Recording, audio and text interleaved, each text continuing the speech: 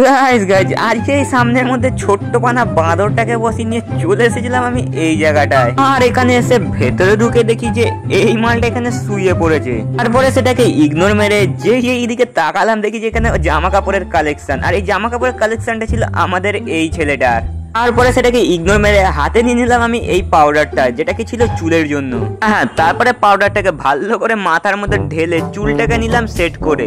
তারপরে চুলটাকে সেট করার পরে এটা হলো আমার ফাইনাল লুক। হ্যাঁ, তারপরে চুলটাকে সেট করে আমি চলে আসলাম বাইরে। আর বাইরে এসে এখান থেকে এই মালটাকে নিয়ে হাঁটতে হাঁটতে সিধা চলে আসলাম আমি এই দোকানটায়। তারপরে এই দোকান থেকে দুটো ডিম নিয়ে হেঁটে হেঁটে যাচ্ছিলাম বাড়ির দিকে, কিন্তু বাড়ির দিকে যাওয়ার সময় দেখে বাঁদরটা এখানে কি করতে চাইছে, তাই আর কি সেটাকে ইগনোর মেরে মুখে একটা লজেন্স নিয়ে চলে আসলাম আমি পাঞ্জা খেলতে। তারপরে লজেন্সটাকে চুষে চুষে মুখের দিয়ে পাওয়ার নিয়ে হারিয়ে দিলাম এই মালটাকে।